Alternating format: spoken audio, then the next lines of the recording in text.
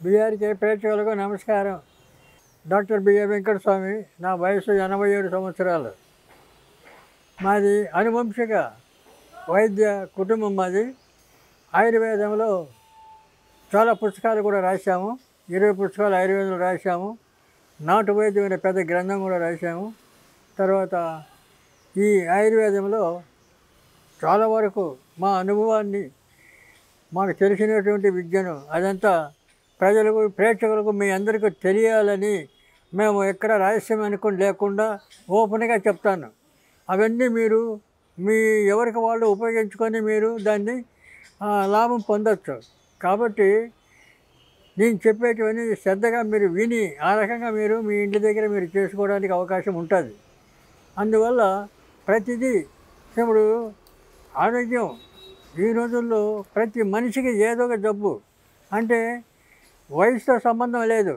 ఏ వయసు వాళ్ళైనా కూడా ఏదో ఒకటి ప్రాబ్లం క్రియేట్ అవుతున్నాయి. అంటే ఇందులో మన అలవాట్లు కూడా చాలా పనికిరాని అలవాట్లు ఎక్కువ ఉన్నాయి.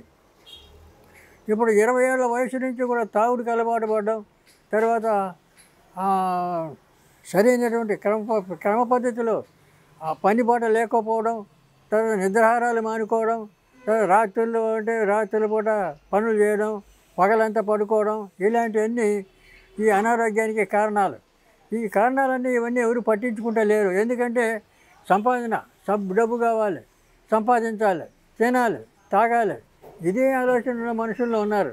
కానీ మనం ఒక క్రమ పద్ధతిలో జీవనం సాధించి తర్వాత ఆరోగ్యాన్ని కాపాడుకొని నిండా 100 ఏళ్ళు హాయిగా బ్రతకదామనే యొక్క ఆలోచన చాలామందిలో లేదు. కాబట్టి ఈ ఆలోచన మీరంతా మళ్ళీ ఆలోచించుకోవాలి.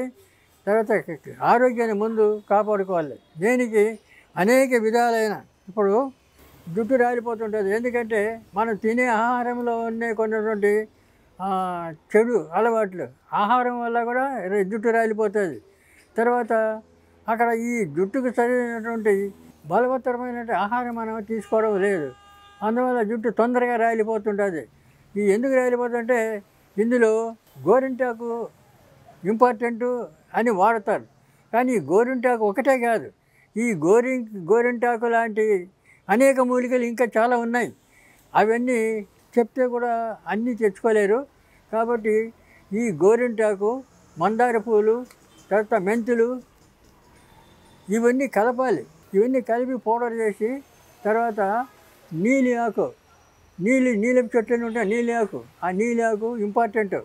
నీలాకు, గోరింటాకు, మందార పూలు, తర్వాత మెంతులు, ఇవన్నీ కూడా పౌడర్ చేసి ఆ పౌడర్ను తర్వాత రాత్రిపూట నెత్తికి రాసుకొని తర్వాత తెల్లవారి వరకు ఉంచి తెల్లవారి స్నానం చేసేస్తే, ఆ తెల్లవారి స్నానం చేసినప్పుడు కూడా చీకాయతోటి, కుంకుడుకాయతోటి స్నానం చేయాలి.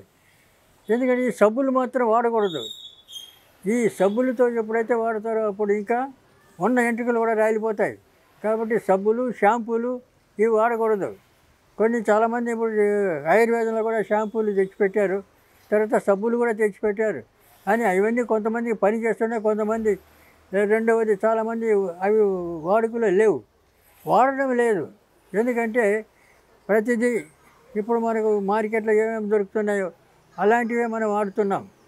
ఈ ఫలాన్ని వాడాలి, ఫలాన్ని చూడాలి అన్నటువంటి ఆలోచన, ఓర్పు, నేర్పు ఇలాంటివి లేవు మనుషుల్లో. అందువల్ల ఏం చేయాలంటే ఈ జుట్టు రాలకుండా ఉండాలంటే గోరింటాకు, మెంతులు, మందార పూలు, నీలి ఆకు, ఈ గుంటగలగరాకు ఇవన్నీ కలుపుకోవాలి. ఇవన్నీ కలిపి పొడి చేసి ఆ పొడి నీళ్ళ నానబెట్టి రాత్రిపూట బాగా నెత్తికి అంటించుకొని తలకు నెత్తి గుడ్డ కట్టుకోవాలి. గుడ్డ కట్టి రాత్రి అంతా ఉండాలి. తెల్లవారిన తర్వాత స్నానం చేసేటప్పుడు చీకాయతో కానీ కుంకుడుకాయతో కానీ తల స్నానం చేయాలి. అలాగా మీరు ఒక వారం రోజులు, 10 రోజులు, 15 రోజులు, ఒక 20 రోజులు చేయొచ్చు. చేస్తే జుట్టుకు రాలిపోయే అవకాశం ఉన్న, జుట్టుకు బలం వస్తుంది వీటి వల్ల. అందువల్ల మీరు ఆ పని ఎవరికి వాళ్ళే చేసుకోవచ్చు, దీంట్లో రహస్యమేమీ లేదు. కాబట్టి ఇవి మీరు జ్ఞాపకం పెట్టుకోవాలి.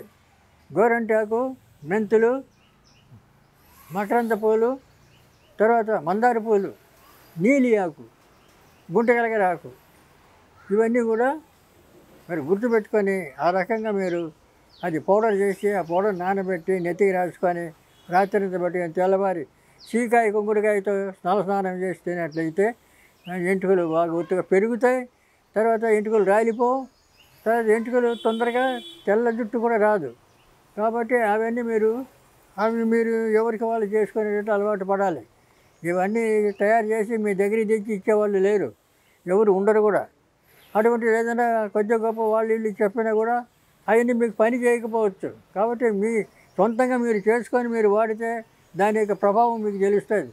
అందువల్ల ఇవన్నీ జ్ఞాపకం పెట్టుకొని ఆ పని చేయండి. చేస్తే జుట్టు రాలకుండా ఉంటుంది.